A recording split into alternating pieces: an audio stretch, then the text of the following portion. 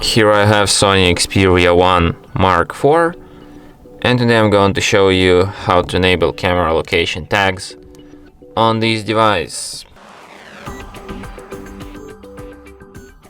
So firstly you have to open camera, then go to its menu, and here you can find